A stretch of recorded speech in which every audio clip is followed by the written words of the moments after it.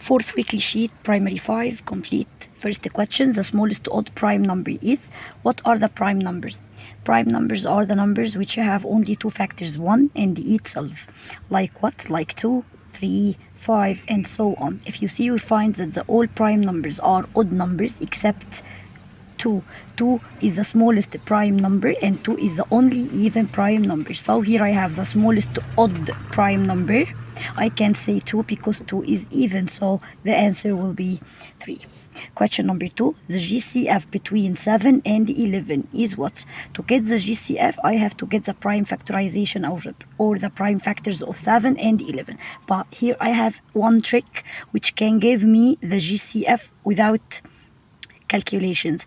7 and 11, both of them are prime numbers, so the GCF between any two prime numbers is 1. So the GCF here will be 1. Number 3, the LCM between 3 and 5 is. Also, I have one trick.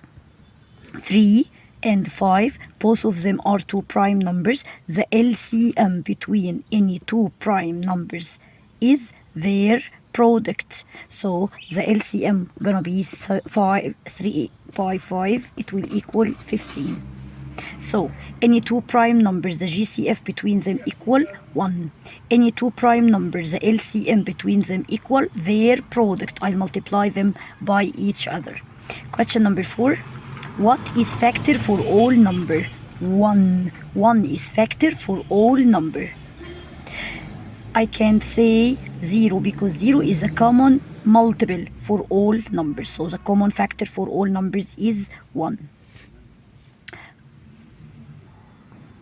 Question number 5, the LCM between 6 and 8 is. To get the LCM, write the table. So I have to write table 6 and write table 8 and get the first common between them, the smallest common multiple between them. So let's write table 6.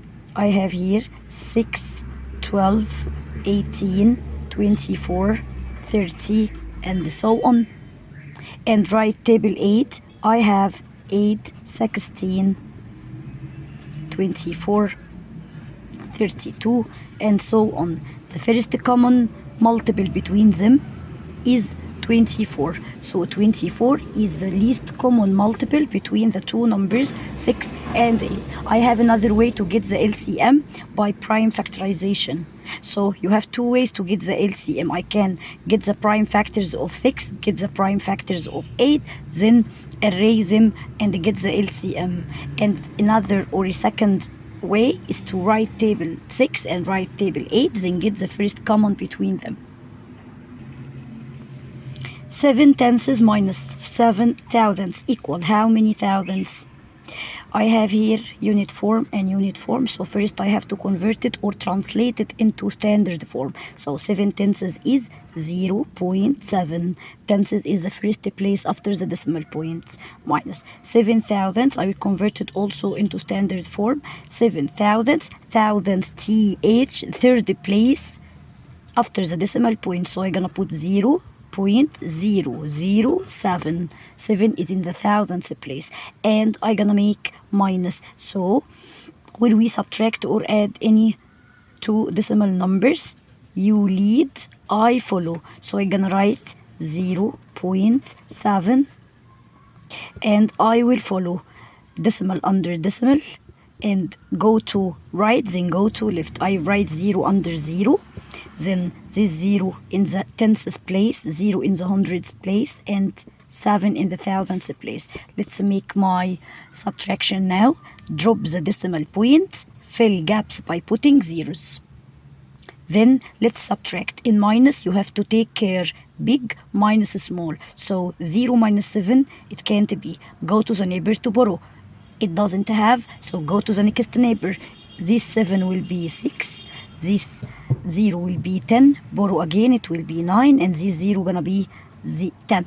10 minus 7 equals 3, 9 minus 0, 9, 6 minus 0, 6, and I have here 0. Now the answer is 693 thousandths. But here he wrote the word. Once I write the word, don't put the decimal point. So I'm gonna write only 600. 693 because 693 thousandths, I can write it in unit form like this, or I can write it in standard form like 693 thousandths. This decimal point means these thousandths, so I can't put the decimal and the word in the same time.